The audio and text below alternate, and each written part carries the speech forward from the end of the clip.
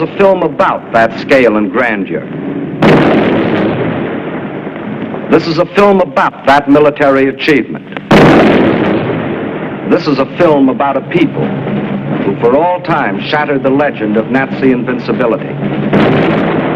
This is a film about victory and defeat. German victory and German defeat. This is the battle for Russia, a battle that has been going on for centuries, a battle that fills the pages of Russian history. 1242. The German Order of Teutonic Knights had invaded northeastern Russia and occupied the old city of Pskov.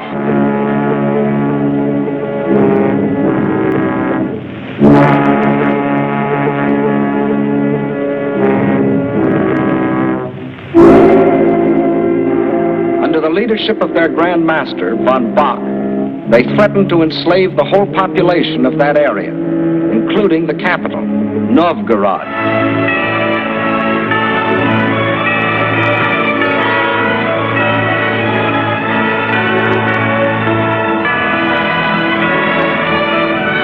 In their hour of peril, the Russian people turned for leadership to their prince, Alexander Nevsky.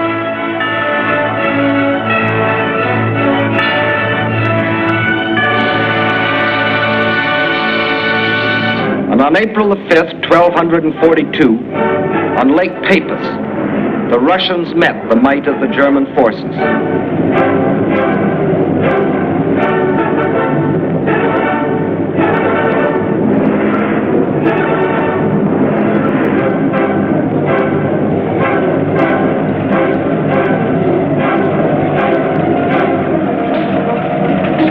They weren't as well equipped or as well organized.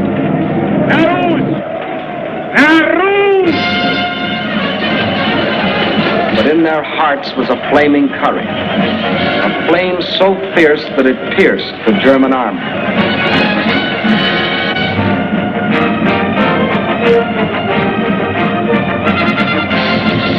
The victory they won fills a bright page of Russian history. 1704, and another conquering army marched across Russian land. This time under Charles XII of Sweden, and again the Russians fought for their country.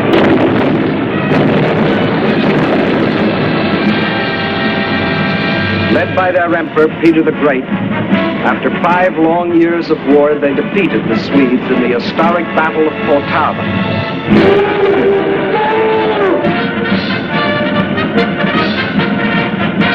The invading Swedish armies were crushed and forever driven out of Russia.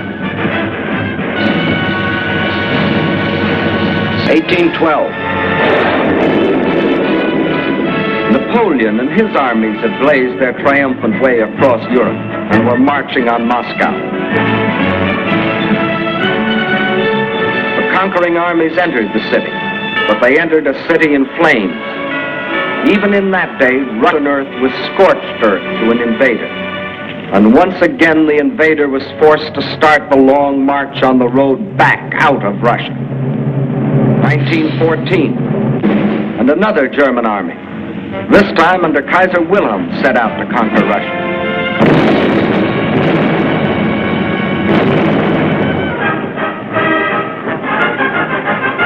This time, the Russian people, under the regime of the Tsar, were not only fighting German guns, but oppression and corruption in their own country. And only the ultimate collapse of Imperial Germany saved Russia from losing the Ukraine and the Crimea, which the Germans had occupied in 1918. Yes, for 700 years, the Russian people have had to fight to defend their land against would-be conquerors. Why? Why have all these attempts been made to conquer Russia? Perhaps Russia itself can provide the answer. Here it is, 1/6 of the Earth's surface, reaching from east to west nearly halfway around the world, and southward from the North Pole to the borders of India. One country of 9 million square miles. That's our own country 3 times over, or all of North America and 1 million square miles to boot. The sun never sets on Russia. When it is dusk on its western borders facing Europe, it is already dawn on its eastern borders facing the Pacific.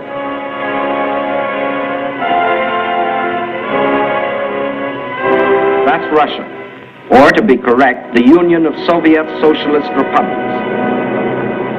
Deep in its mountains lie thick, rich veins of gold and silver. Below ground lie enormous deposits of copper, tin, manganese and nickel, chromium and radium, sulfur and magnesium. Russia is rich in raw materials. Her forests cover millions upon millions of acres. 1/4 of all the lumber reserve in the world belongs to Russia.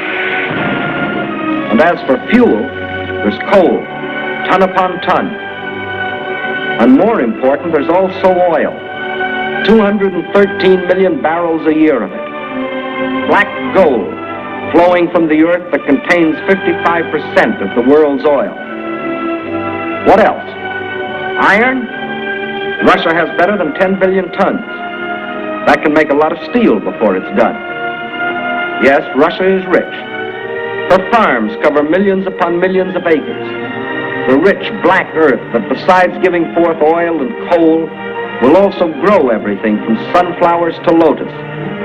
The tea her people drink in such huge quantities, and the tobacco that they smoke. Cotton grows here too, 3,800,000 bales a year, and sugar. And on the pasture land, the animals grow fat for food and wool for clothing. While on the warm plains, the fields of grain stretch as far as the eye can reach. Corn, oats, hops, rye, and don't forget wheat, 1/3 of the world's best. Yes, Russia is very rich, for it has not only raw materials and the products of its soil. Russia is also people.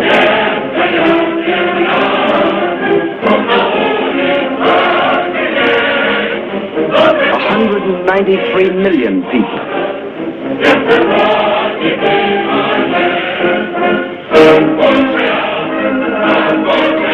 People of every race, color, and creed.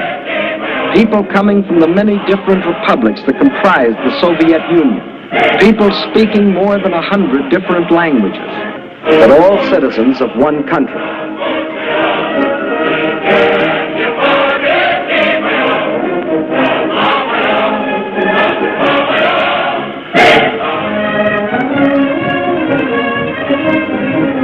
Whether they are the great Russians, the descendants of the first settlers of this vast area, and for 1,000 years its main population, or Cossacks, the famous horsemen from the open plains of the Don River Valley.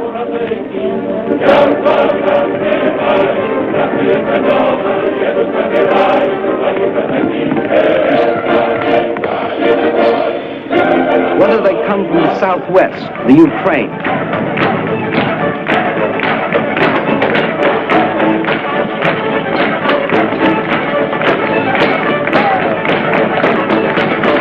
here in the breadbasket of the Soviet Union live the Little Russians, better known as Ukrainians, and beside them the Moldavians and Bessarabians. Or if they come from the far south, between the Caspian and Black Seas,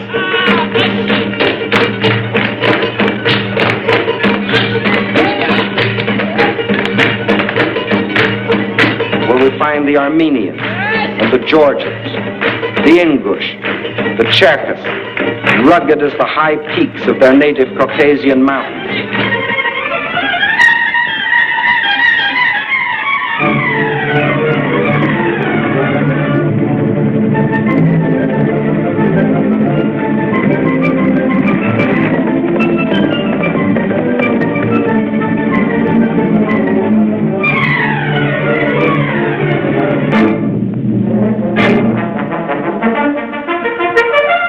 Whether they are Uzbeks, Turkmen, Kyrgyz, from the Persian and Indian frontiers,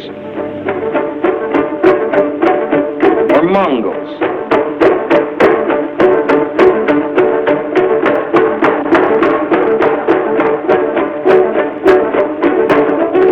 Bashkirs, the Turco-Tartars, the Buryats, the Yakuts from far beyond the Ural Mountains,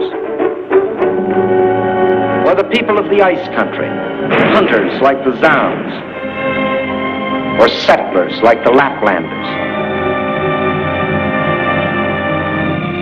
Whether they come from the pioneering wilderness of the far north, or from a great city like their capital, Moscow, where the ancient buildings of an ancient civilization stand beside the modern structures of a modern civilization, where the old Russian droshka still competes with the modern limousine.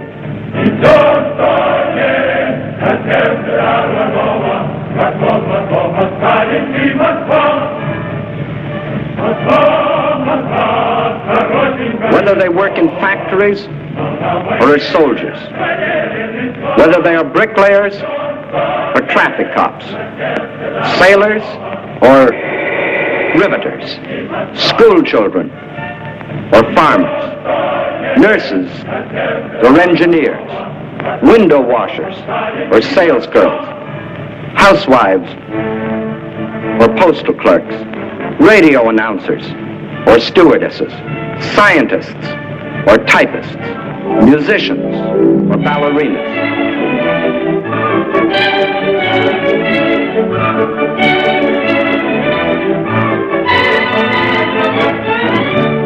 Regardless of what they do or where they live, they all have one thing in common: love of their soil.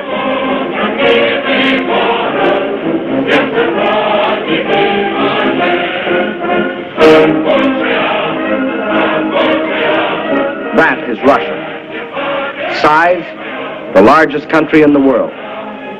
Raw materials, unlimited. Manpower, 193 million.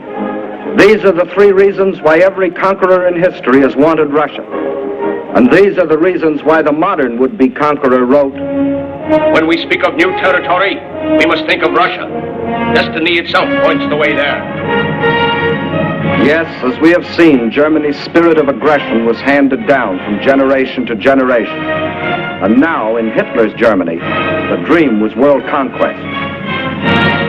To such a dream, there could be only one answer: collective security.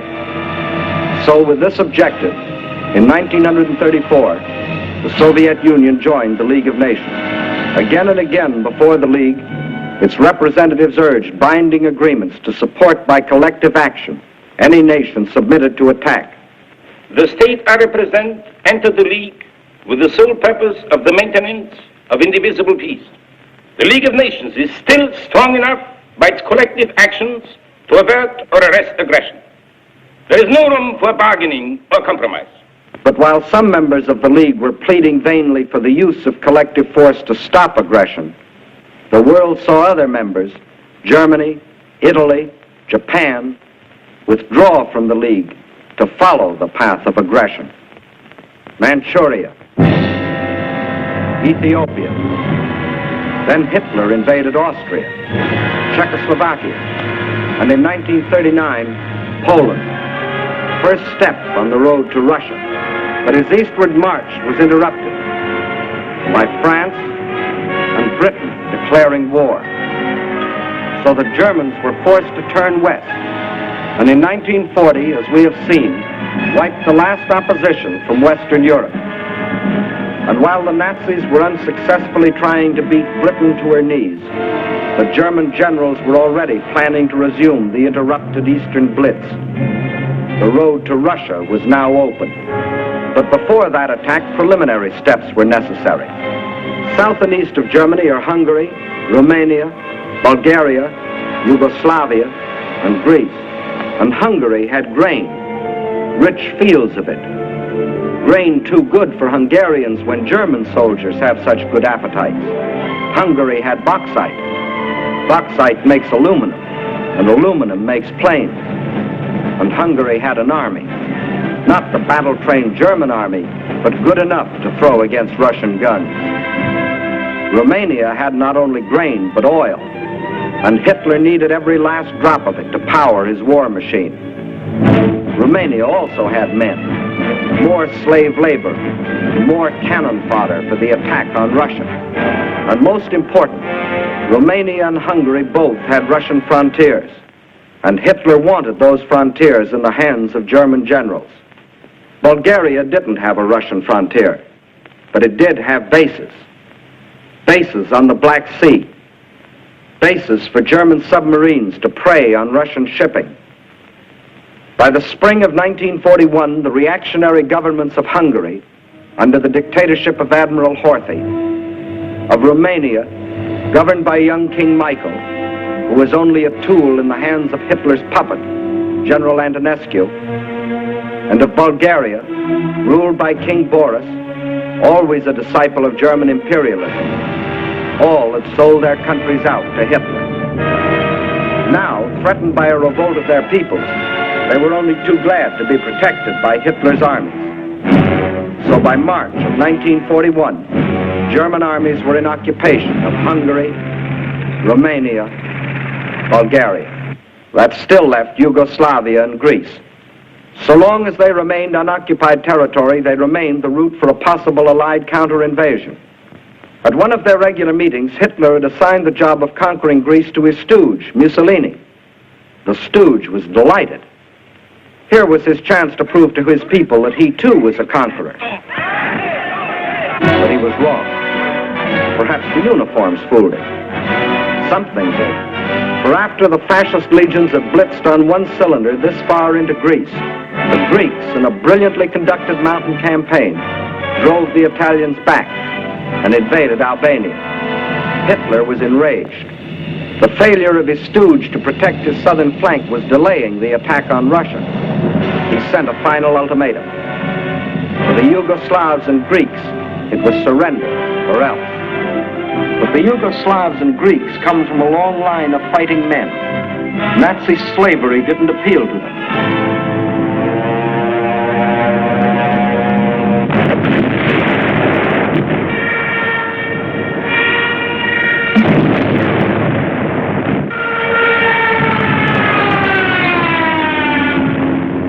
At dawn, on April 6th, German bombs told the Yugoslavians they were at war with Germany. The Nazis and Italians launched a powerful and coordinated attack from all their bases, supported by virtually unopposed aerial bombardment. The conclusion was inevitable.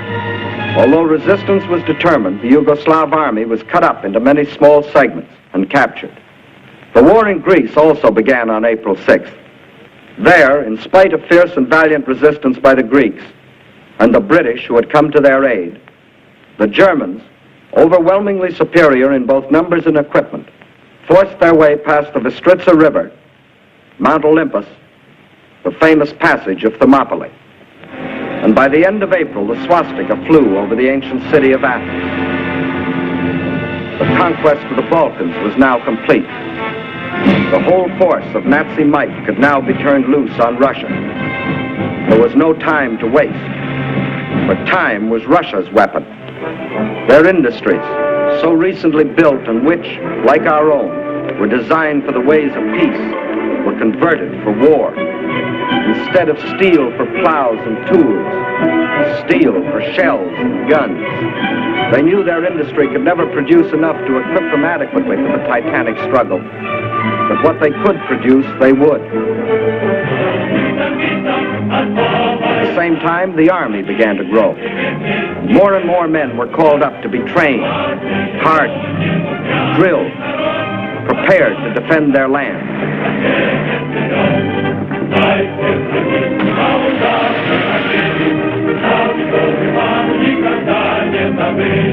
With the conquest of the Balkans, the Nazis had a solid front from the Black Sea to the Baltic, but the Russians had built themselves a buffer to take some of the steam out of the Nazi punch, no matter where it landed. But where would it land?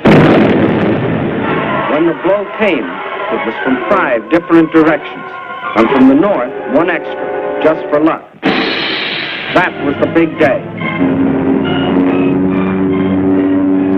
As dawn broke, nearly 200 Axis divisions, more than 2 million men, plunged into a front 2,000 miles long, reaching from the White Sea to the Black. Their aim, the annihilation of the Red Army, in a decisive battle on the frontier.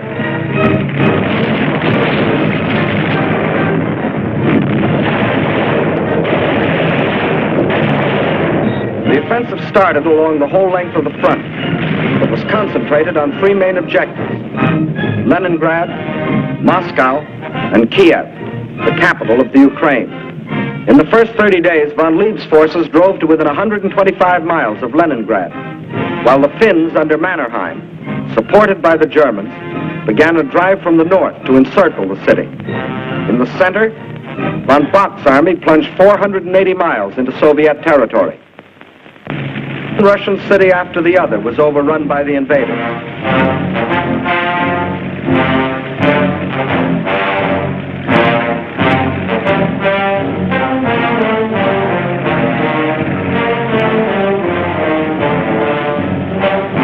And on July 17th, they captured the first main objective, Smolensk, regarded as the key to Moscow.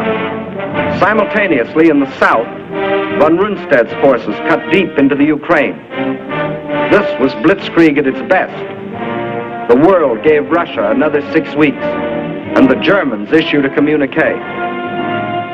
The issue in the east has already been settled. Smolensk is the last halt on the road to Moscow. But then a strange thing happened. For the first time since the mighty German army started its career of blitz, smashing into submission one European country after the other, that same German army came up against a country that did not submit. Despite the fact that Hitler's army swept deeper and deeper into the Soviet Union, and by October the 15th stood practically within the shadows of the Kremlin, despite the fact that the Soviet government and all foreign missions were forced to move to Kuibyshev, 700 miles to the east, despite Hitler's triumphant pronouncement, I can say that this enemy is already broken and will never rise again. Despite the fact that by December, 500,000 square miles of Russian territory, an area equal to the entire Middle Western United States, had fallen to the invaders. Yes, despite Russia's loss of her best agricultural areas, her most thoroughly developed industrial plants, millions of her people, thousands of her tanks and her planes, despite everything, those 6 weeks had lengthened into nearly 6 months, and the dread Nazi blitz had spluttered, stumbled, and finally died. What had happened here? Let's try to analyze it.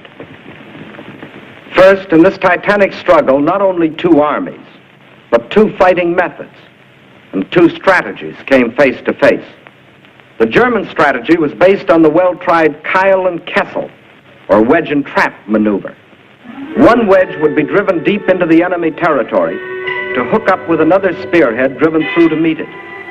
In the trap thus formed, the victim would be pocketed for annihilation. The German plan in every campaign was to seek a decisive battle at the moment of invasion. A single blow must destroy the enemy without regard for losses. A gigantic, all-destroying blow. Remember the campaigns you have already seen in these films. Poland, the Poles concentrated on their borders. The Blitz broke through. 18 days finished Poland. France, the Allied strength on the borders. The breakthrough at Sedan, and the issue of France was settled. The Balkans, the Yugoslavians rushed to the border. The breakthrough came, and in 12 days, Yugoslavia was gone. The Germans planned the same blitz against the Russians. But the Russians had developed their own strategy, one to take full advantage of the vast area of their land. The Russian strategy was a defense in depth, line after line, far back into the interior. And when the Nazi wedge struck, the first line would bend with it until it became part of the second. Again, the wedge would strike. Again, a segment would be lost. But again, the line would bend until it became part of the third. So the deeper the Germans plowed into Russian soil, the stronger their opposition, until finally they faced an unshatterable wall and were robbed of their chance to hit that all-destroying blow they had counted on. The result? The Germans conquered land and lost the campaign. For the Russian tactics kept the main bulk of their armies intact and made a long war inevitable instead of that quick decision the Germans sought. And the Russians had other tactics that threw the Germans for a loss. Germany had developed blitz warfare, mechanized warfare, armies on wheels, juggernauts to crush everything before them. But the Russians found a way to drag them out of their traveling fortresses. They used their cities as strongholds and made the blitz come to them down alleys.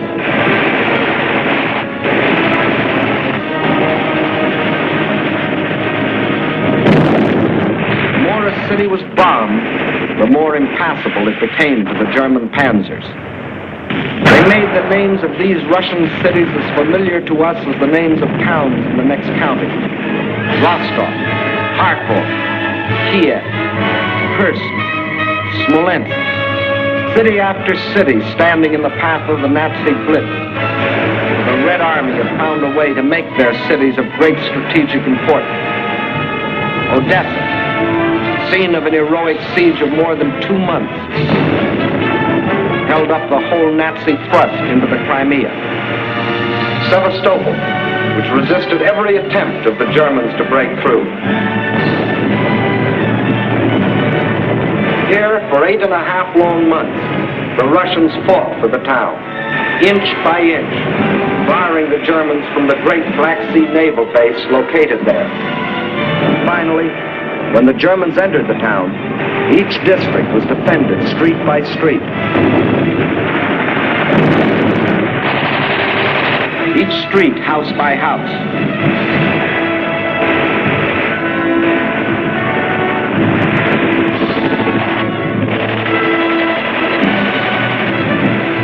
Each house, room by room.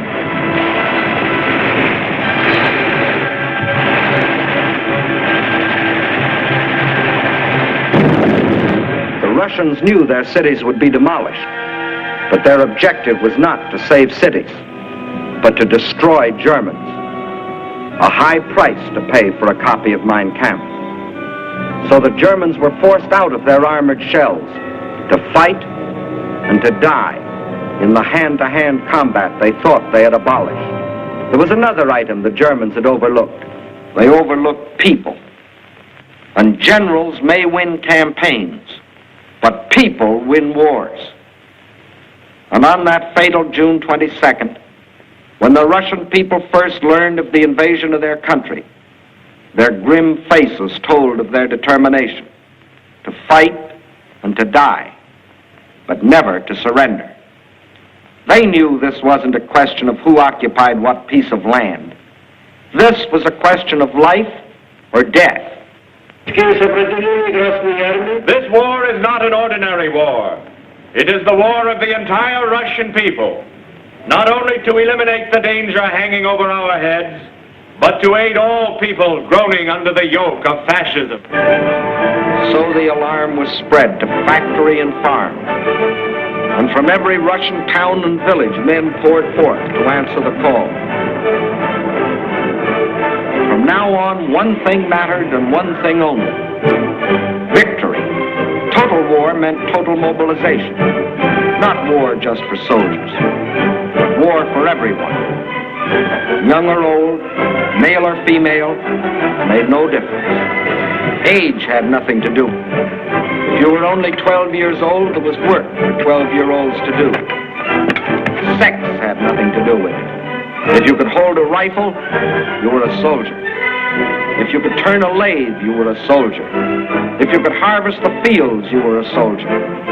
If you could handle a locomotive or pilot a ship or guide a tractor, you were still a soldier. For everything you did was part of that total war. Nothing that the enemy could use was left behind. Not a yard of wire or a pound of iron. Not an acre of wheat or a head of cattle. And the old men stood watch over the fields, ready to give the word to burn at the first sight of the enemy. Scorched earth. What can't be withdrawn must be destroyed. That meant the factories, the plants, the oil depots. Flames claimed them all.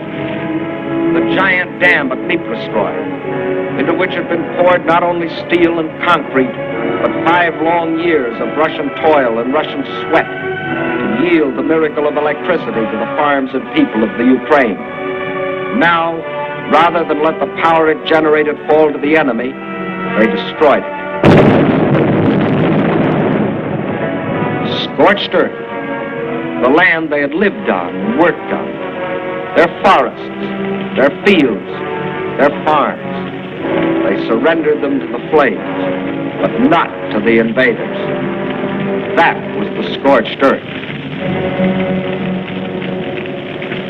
And for action behind the German lines, a new army was formed. An army without uniforms, whose home was the forest, and whose front was the enemy's rear.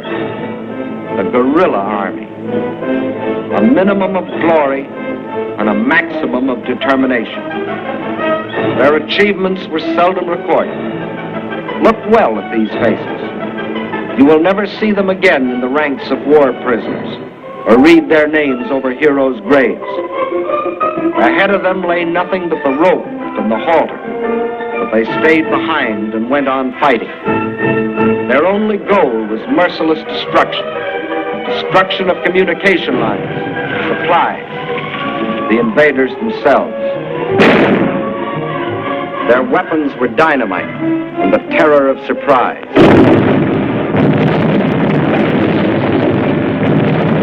They asked for no mercy, and they gave none.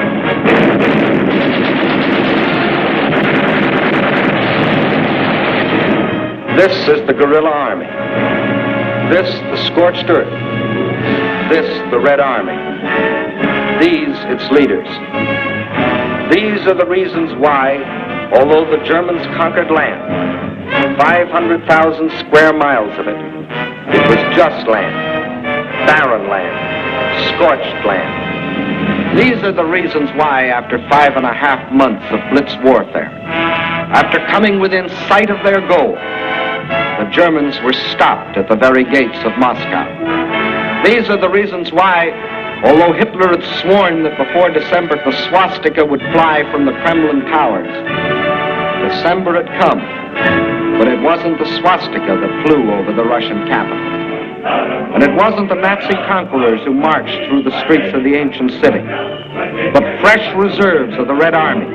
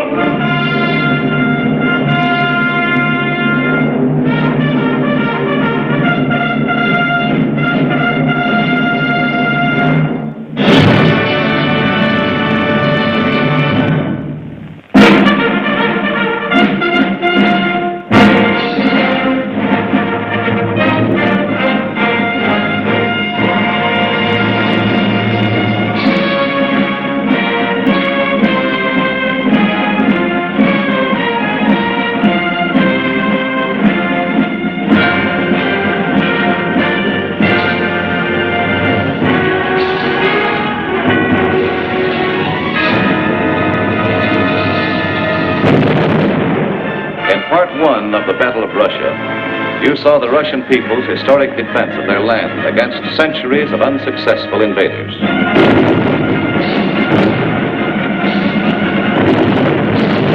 You also saw how after 5.5 months of Nazi blitz,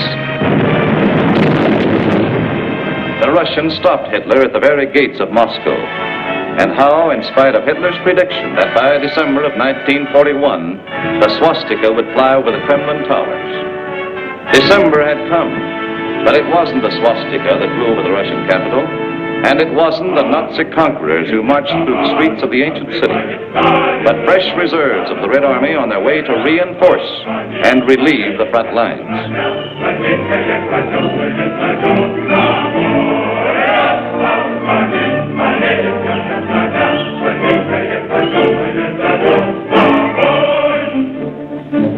Russians read this appeal and knew what it meant. They remembered that in their past history, the time always came when they could turn and strike back. The time had come.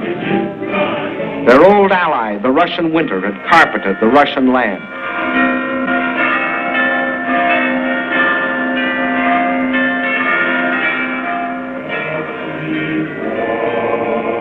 And while in the churches of Russia, men of God prayed for victory against the invader,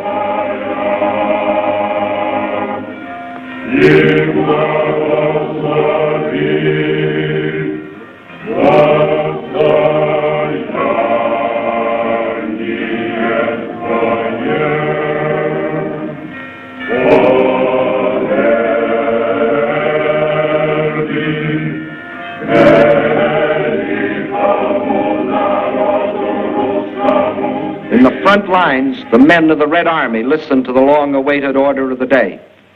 The whole world is looking to you to destroy the German hordes. The war you are fighting is a war of liberation, a just war. Death to the German invaders. Fighter command ready.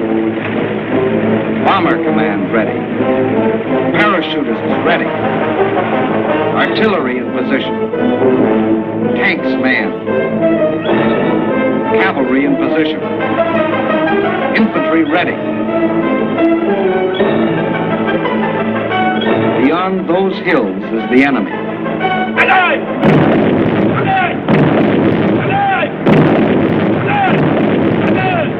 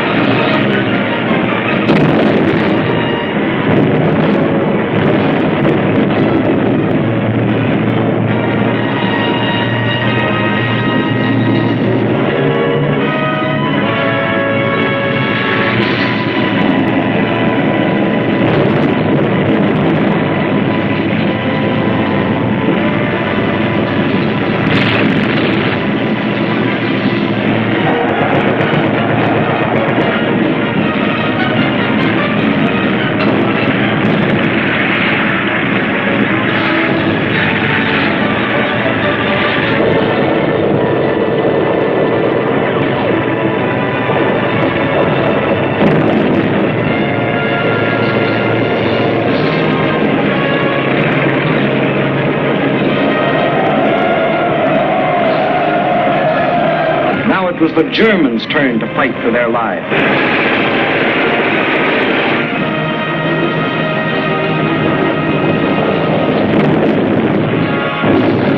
Now, for the first time, it was the German army that retreated.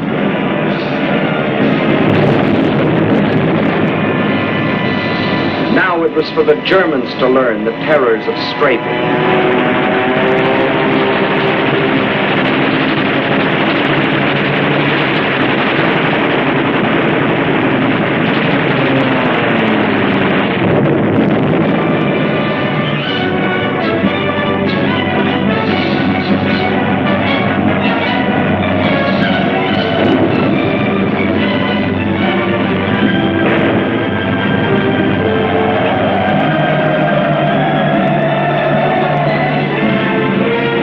Village after village, town after town, on the Red Army swept through the country which for days and weeks had been under the invaders' yoke.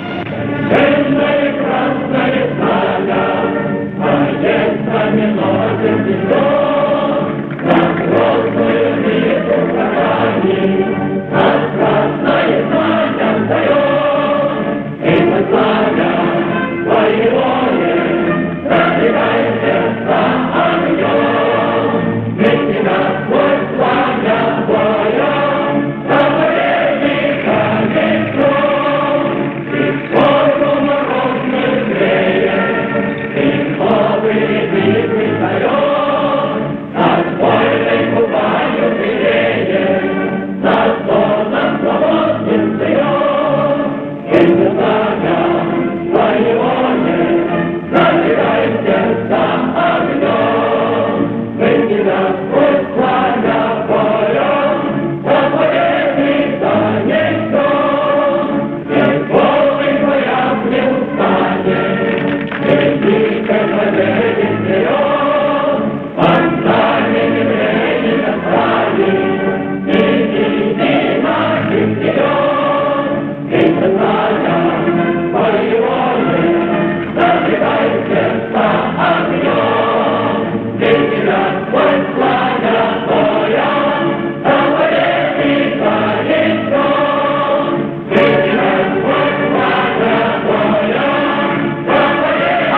cellars, out of the forests, out of only they know what hiding places, come the men and the women and the children that had once called these towns home.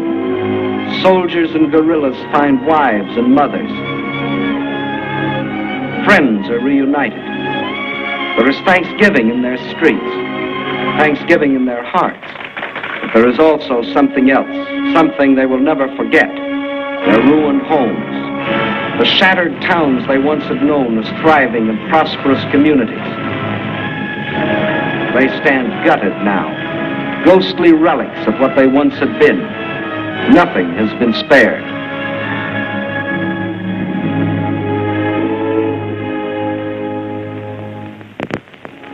This was a museum, the former home of Peter Tchaikovsky, a man who wrote music for Russia. Music that sought the heart of his own people. And because it found that heart, it found the hearts of people everywhere. His piano concerto.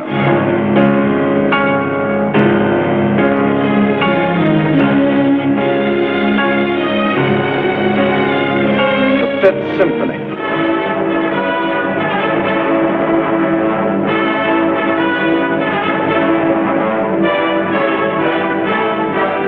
The Sixth Symphony.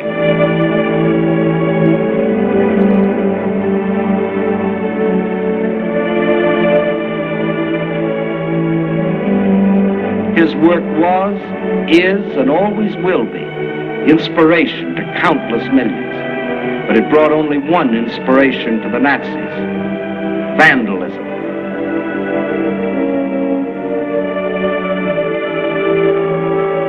And this was the home of Leo Tolstoy, the author of the immortal novel, War and Peace. His home, too, was a museum, until the Germans came. And this is Tolstoy's grave. If the Nazis buried nearby had read his famous book, they would have learned their fate beforehand. But there were other dead the Nazis didn't bury. Russian dead. They weren't soldiers, and they weren't killed in battle.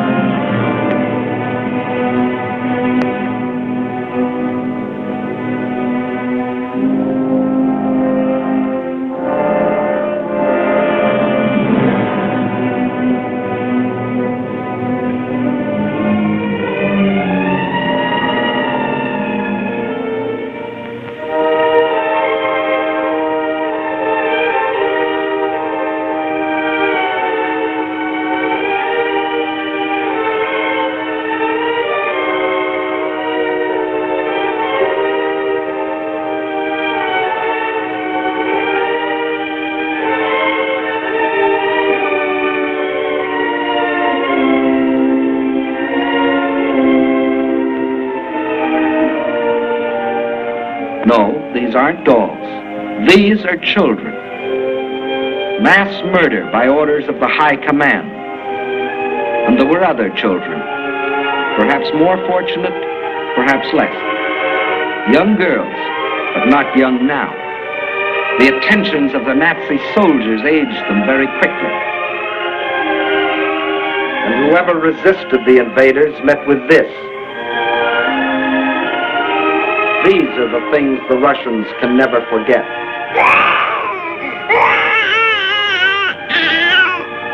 These are the things the Russians will never forget.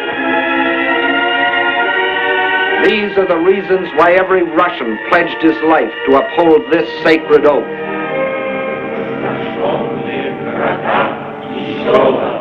За смерть детей и матерей наших. За смерть детей и матерей наших. За пытки и издевательства над моим народом.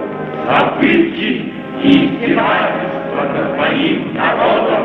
Я клянусь и врагу. Я клянусь, что скорее умру в жестоком бою с врагами, чем отдам себя, свою семью и весь народ мой. Рабство командного фашизма. Кровь за кровь. Кровь за кровь. Смерть за смерть. Blood for blood. Death for death.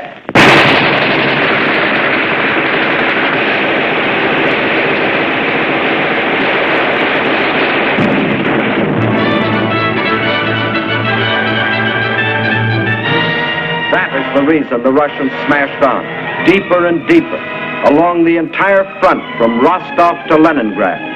Nowhere could the tide of Russian pressure be stopped. And by spring of 1942, this area was delivered from the Germans. But this was not the important result. Not that this town or that village was retaken, but that the whole legend of Nazi invincibility had been shattered.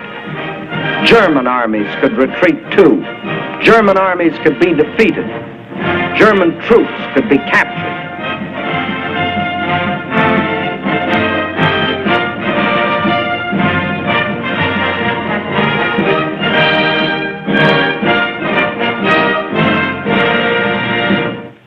But besides this crushing offensive, there was another factor that shattered the legend of Nazi invincibility. That factor, which will live forever in the history of this war, was written by the people of this city.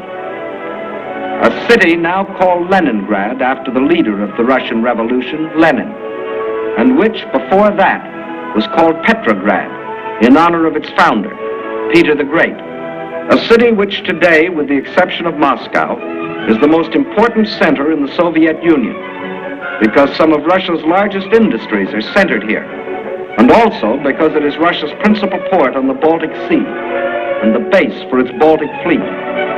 Here, as throughout the Soviet Union, on June 22nd, word came of the attack. But here, the city was only a few miles from German lines. And while the men of the Red Army and the Baltic Fleet moved out to meet the enemy, behind them another army was formed. An army whose weapons were shovels instead of rifles. An army of men. An army of women. An army of children. Feverishly, they dug the trenches, threw up barricades, built defenses, prepared themselves for the worst. They knew that they too were in the front line. They weren't wrong.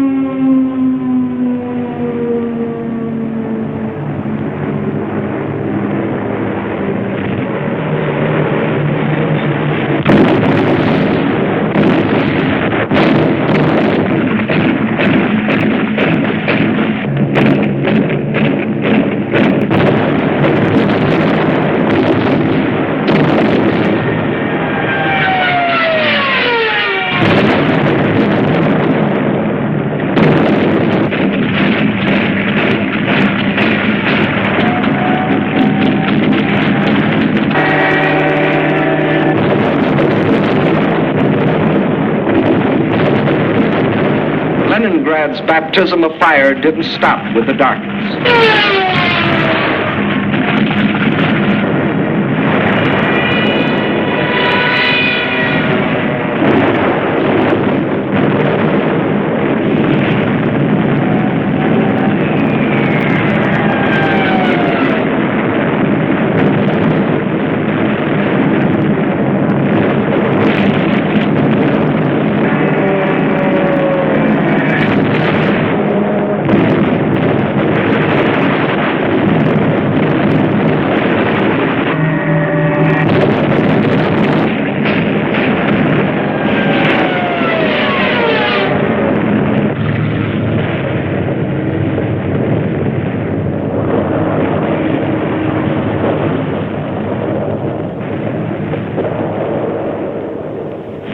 Finally, the morning comes, and the people of Leningrad dig themselves out from the ruins.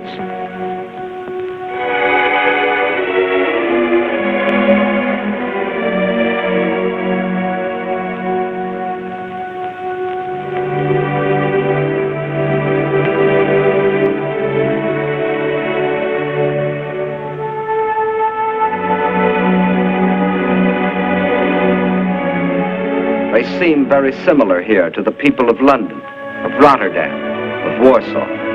As in those cities, there were ruined homes, museums, and other important military objectives, like the Russian Dumbo from the Leningrad Zoo. But there was one important difference. Bombing from the air was only one small part of what the people of Leningrad had to face. In September, the Nazis surrounded the city and announced it was cut off and doomed. The German commander sent the city an ultimatum demanding its surrender. He is still waiting for the answer.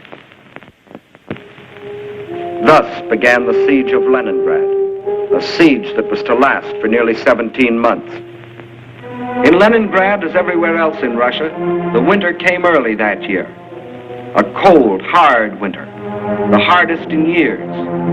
But here, unlike everywhere else in Russia, the winter wasn't an ally, but an enemy. Here, the 10, 20, 30 below zero temperatures could only mean more suffering, more hardship. In the trenches outside the city, trenches of snow and of ice, the defenders stuck firm to their oath, to die if necessary, but not to go backward one more step. And the enemy, in spite of all its efforts, was stopped at the very gates of the city. A city now facing disease, famine, destitution. There was no oil for fuel, no power for the electric lines, but the people defied the elements and trudged the necessary miles to lathe and workbench.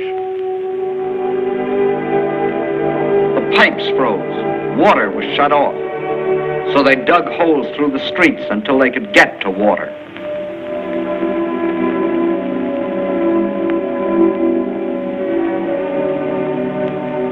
There was no food, and the whole city went on starvation rations.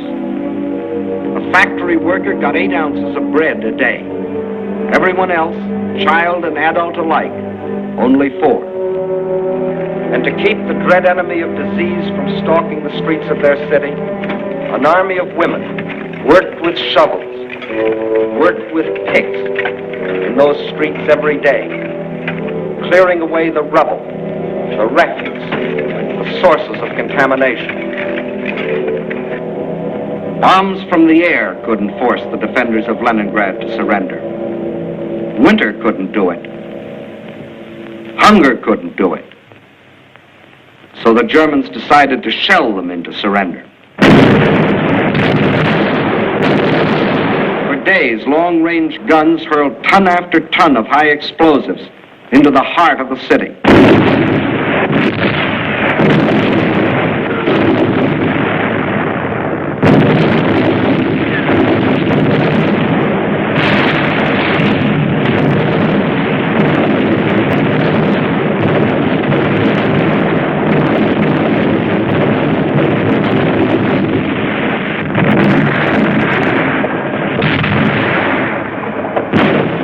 The people of Leningrad were shelled, the harder they worked.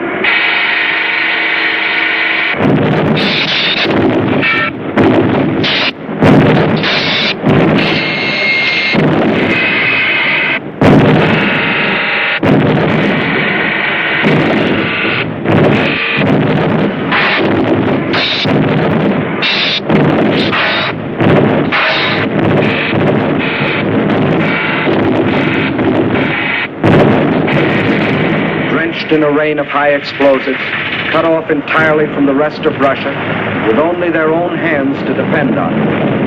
Their determination never faltered. Every day, more people died of cold, disease, hunger. This was Leningrad in its darkest hour. And then a miracle happened. To the west of Leningrad is the Baltic Sea, and to the east and north is Lake Ladoga, 7,000 square miles of inland water. The Finns and the Germans occupied one border of the lake to about this point, and in the south the Germans controlled the lake to here. Between these 2 points was a stretch of lakefront still in Russian hands, but there was nearly 100 miles between this shore and the beleaguered city. 100 miles of what had been open water and was now snow-covered ice.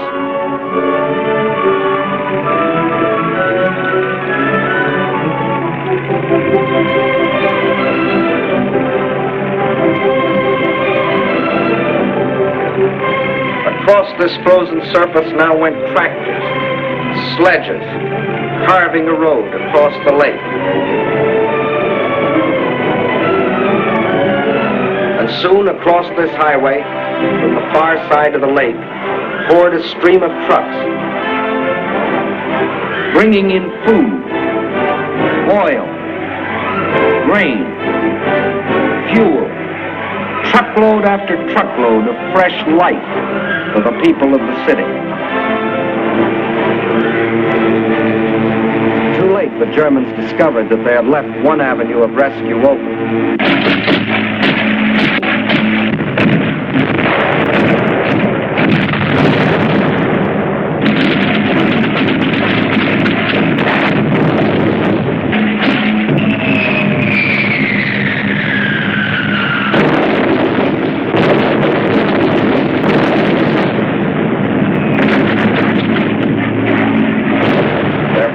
Bombed the road, but the trucks kept rolling, by day and by night. The lake highway remained open, and soon more than trucks would reach the city, for the Russians were now laying a track across the ice.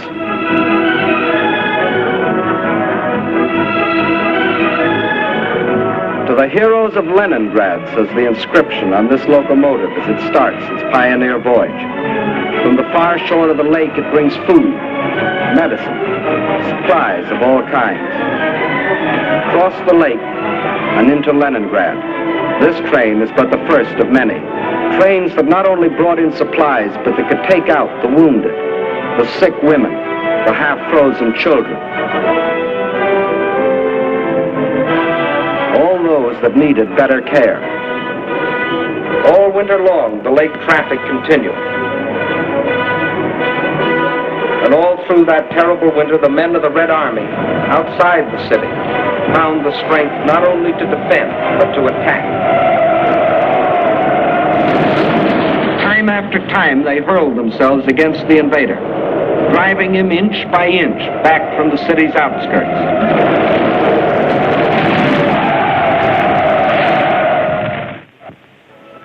And then spring came. Spring.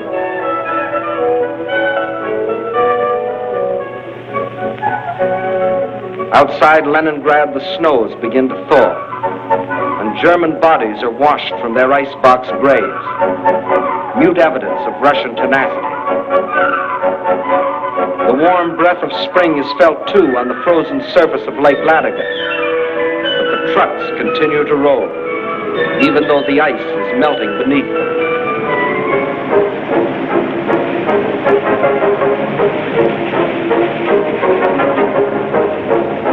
Spring, as it invariably does, comes to the city, too.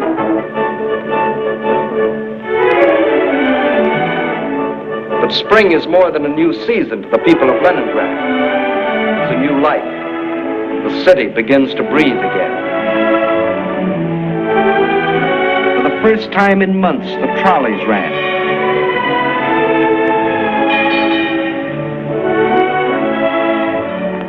That first day, it seemed that every man and woman and child in the city had to go for a ride.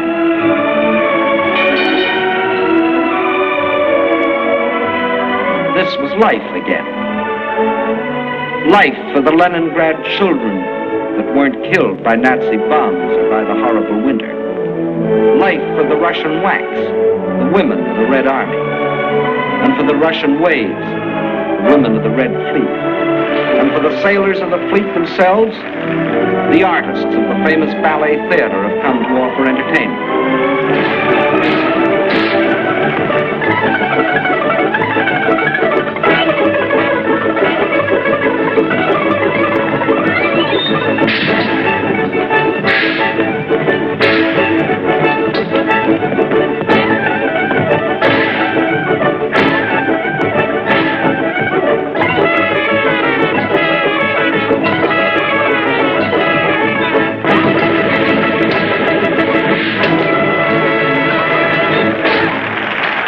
Spring is here.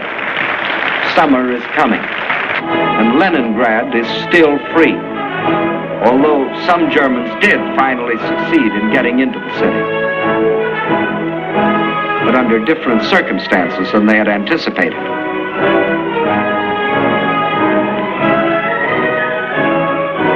Yes, here too the legend of Nazi invincibility was shattered against the iron will and courage of a determined people.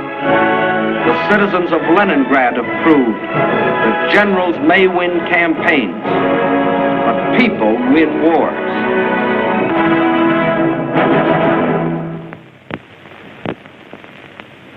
By summer of 1942, new posters were appearing in the streets of Moscow.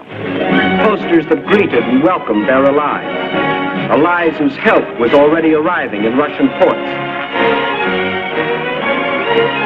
Allies whose friendliness had sent drugs and food and warm clothing to help sustain them in their darkest hour. But in spite of all this, the staff of the Red Army knew that they still faced the most powerful enemy in history, and that enemy would attack again. But when this attack came, the whole German strength was to be concentrated on one objective: the Caucasus and oil. The Caucasus Mountains represent one of the toughest military obstacles in the world. Towering peaks rising to heights of as much as 18,000 feet, with only one practical highway traversing them. And Baku, the biggest oil field, is on the other side. To reach Baku, the only feasible military route was along the coast of the Caspian Sea. But the map shows what a dangerously extended supply line this would entail. To make the operation a success for the Germans, the first necessity was control of the northern hub of the rail lines of the area and a new base of operations.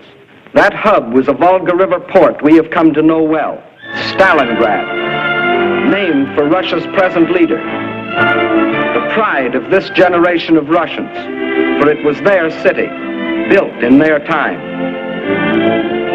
With the capture of Stalingrad, the Nazis would have a base from which to launch a flanking attack on Moscow. With one master stroke, the Russian armies to the south would be cut off from help. And in the north, Russian factories, Russian farms, and Russian armies would be practically cut off from Caucasus oil, and also from American and British supplies, which were shipped to Russia through Iran and Iraq. German control of the entrance to the Volga and its two main ports, Astrakhan and Stalingrad, would be a crippling blow for Russia. For the Volga is the vital artery through which flowed the lifeblood of supplies.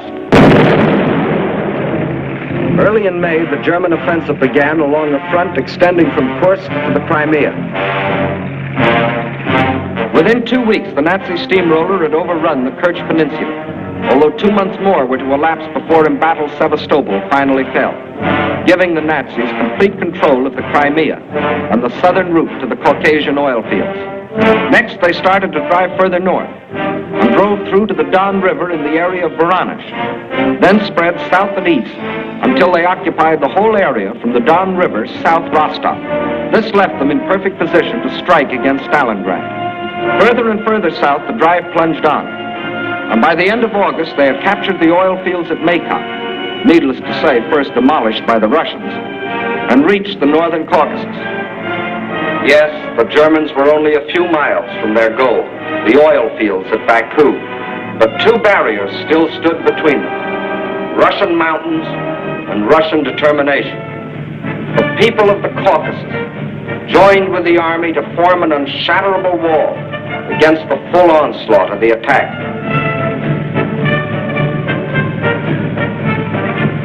Further north, the Nazi pincers were within 15 miles of Stalingrad. This city had become the focal point of the whole campaign. Regardless of the cost, Stalingrad must be captured. Those were the German orders. Fire! Fire! German guns, German bombs shattered the city into pieces.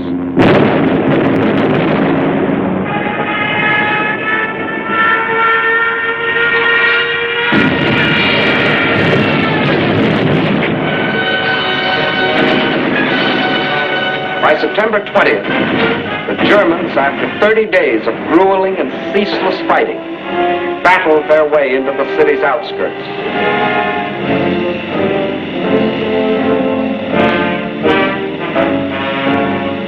By the end of the month, their drive had carried them through the whole northwest section of the city and into occupation of part of the center, including the railroad station.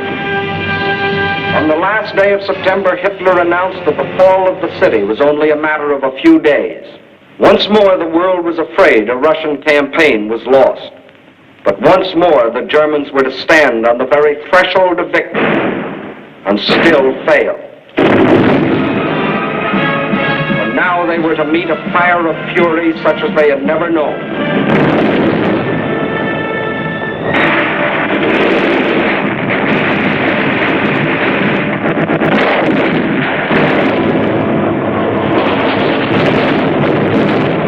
Gone before, the battles waged in the streets of Kiev, Rostov, Odessa, Sevastopol, these were all preludes to what happened in Stalingrad.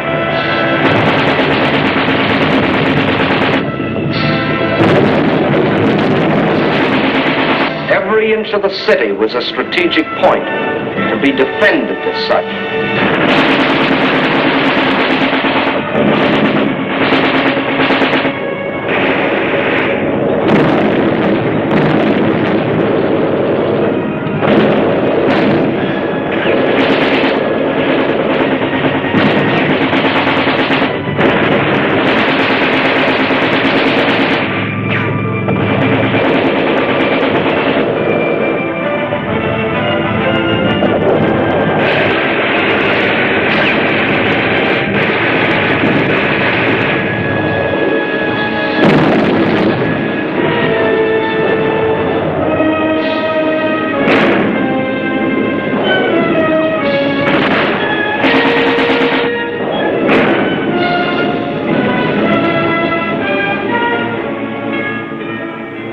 By the end of October, snow covered Stalingrad. From the air, the Germans tried to surrender to the Russian-held part of the city.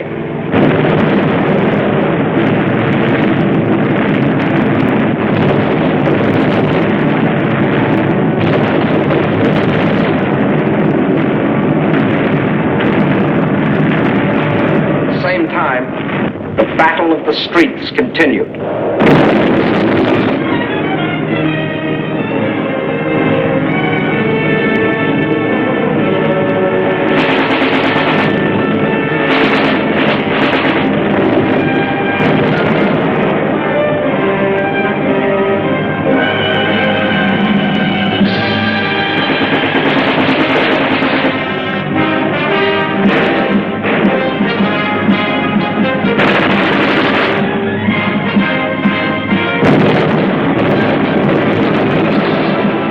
November dawned, the Russians were no longer defending their city inch by inch.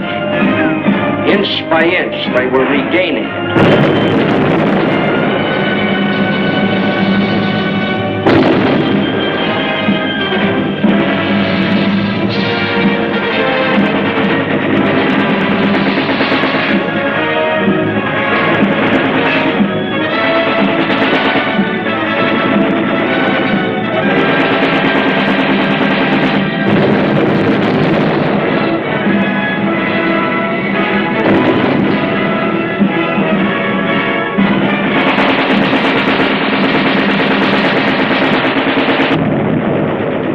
And now, as the whole world spoke in admiration of the city of steel, the ticker tape brought us breathtaking news. American and British troops had landed in and occupied North Africa. Further east, the British 8th Army was driving westward, pursuing the vaunted Africa Corps. And in the northeast, the Red Army had launched its smashing counteroffensive. The Germans were learning the real meaning of the words combined operations. As though a spring had been released, the Russians attacked along the entire front. In the far north, the Germans felt the first impact as the Russians recaptured Schlusselburg, breaking the Axis ring around Leningrad. Soon after, another offensive lashed out further south, bypassing the Germans' defense position at Rzhev and plunging down to Veliki Luki. Still another Russian blow fell in the Voronezh area, pushing a threatening spearhead deep into the German lines. In the far south, the Germans were moving away from Grozny instead of toward it, under the force of the Russian attack. At Stalingrad, the Germans were about to meet new opponents.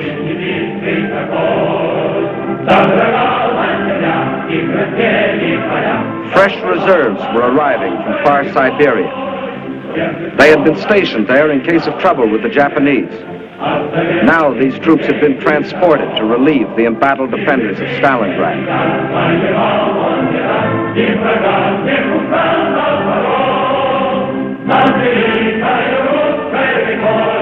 And as the reserves entered the city, at headquarters, the commanders of 3 Russian armies were meeting.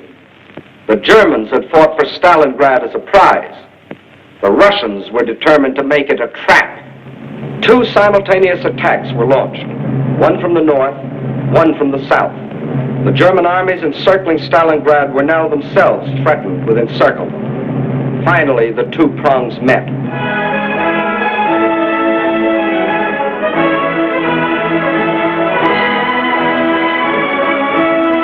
These battle-hardened soldiers of the Northern Army and soldiers of the Southern were emotional as children as they greeted each other.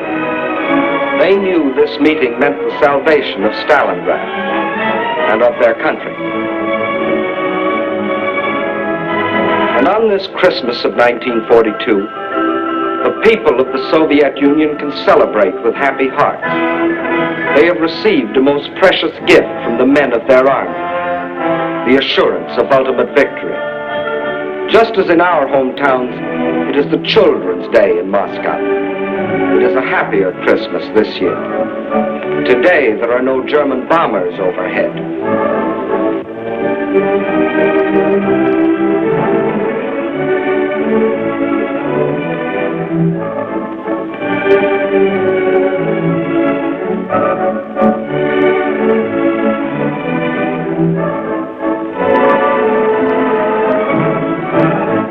In other years, the Russians, like ourselves, celebrated on New Year's Eve, but not now.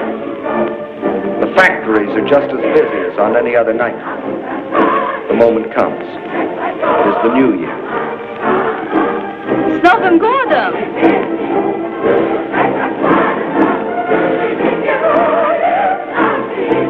And at the front, the greeting is the same, up to a point. С Новым годом, гвардейцы! Огонь!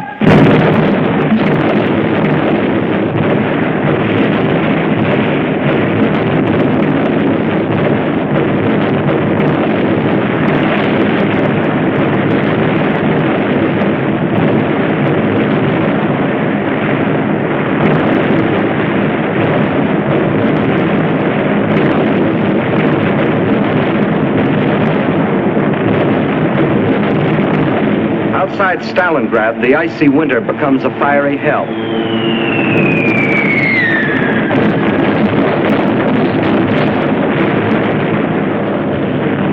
Here are concentrated the latest in Russian equipment.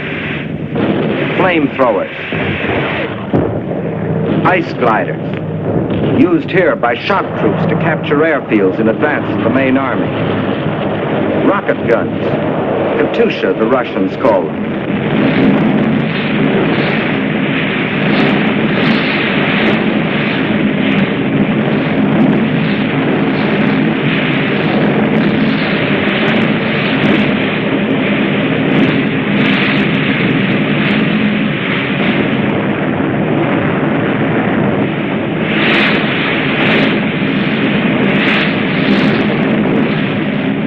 Every last resource of the Red Army was thrown into a crushing offense of ultimate destruction.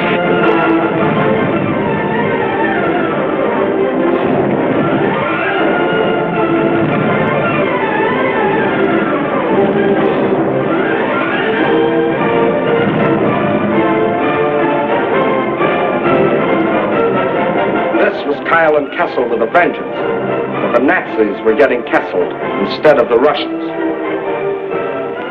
And on February the 2nd, 1943, after 162 days of the heaviest fighting in the history of warfare, the last shot was fired. Peace came to Stalingrad.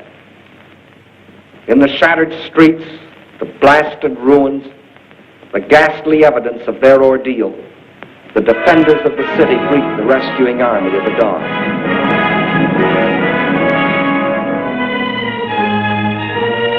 Stalingrad is free. The Nazis had capitulated.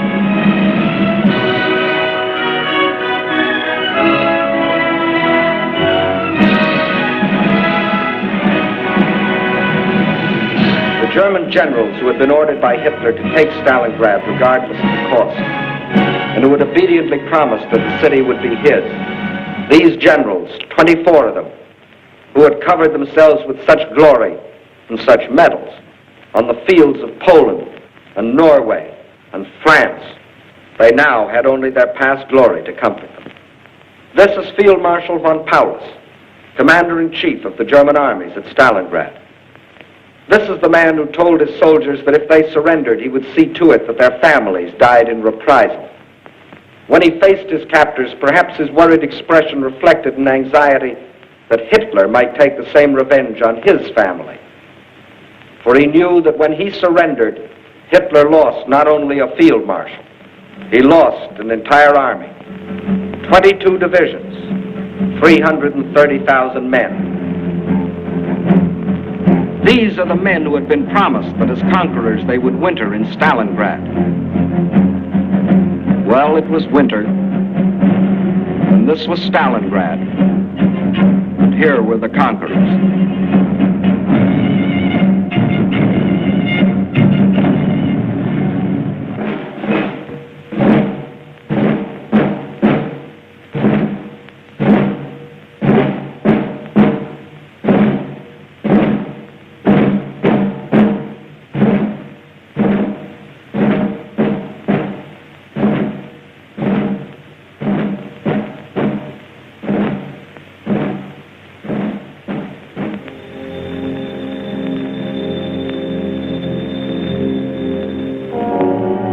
And when another spring broke over the Russian countryside, the results of the winter were clear. The invader had been driven back far beyond the lines he had occupied a year earlier. 185,000 square miles of Russian land had been freed. And in this winter campaign of 1942, the Axis powers had lost 5,090 planes, 9,190 tanks, 20,360 guns, 30,705 machine guns, more than 500,000 rifles, 17 million shells, 128 million cartridges, vast stores of other materials, and 1,193,525 men, of whom 800,000 were dead. That is the story to date of the German attempt to conquer Russia. In 1941, they tried for Moscow and failed. In 1942, they tried for the Caucasus and failed. In 1943, and for as many more years as necessary, they will not only be resisted wherever their failing power strikes, but they will be attacked, and attacked by these united people of these united nations.